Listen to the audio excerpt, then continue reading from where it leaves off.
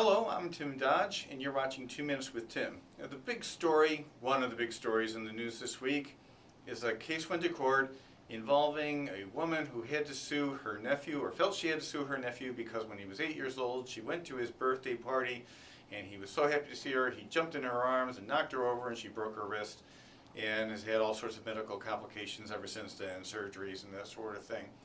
Now she actually sued her nephew and lost in court. She was seeking over $100,000 or something like that, and she is now being roasted on the internet for this.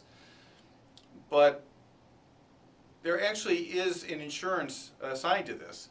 Now, people have asked, why did she have to sue the kid? Well, under the ISO homeowners policy, the contract is between the named insured and the insurance company. It's not between a third party like the aunt here and the insurance company. So if she wants to recover under the parents' homeowners policy, she needs to make a claim against the parents. And in this case, she had to make it against the person who was allegedly responsible, which was her nephew. Now, the problem as far as recovery from the insurance goes here is that under the liability coverage, the insured has to be negligent. They have to be legally liable for the injury, which means they have to have been negligent. Now, an 8-year-old is not going to understand the concept of duty of care and being careful when jumping at somebody, and so there's just no rational way that an 8-year-old could be held to be negligent. So her chances of ever collecting under the parents' homeowners liability coverage, pretty small.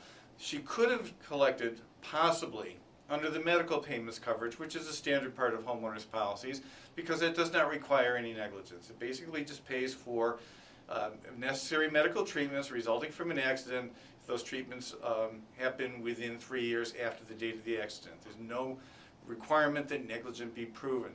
Unfortunately, again, for the aunt here, the amount of insurance that is provided by medical payments to others coverage, usually pretty small, like $1,000.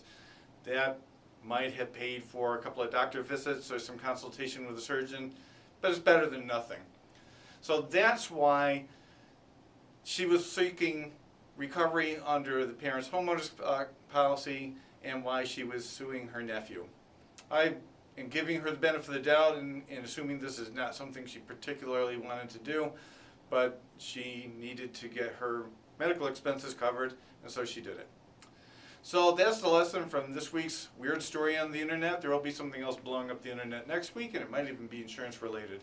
Until then, thanks for watching. You've been watching 2 Minutes with Tim. I'm Tim Dodge.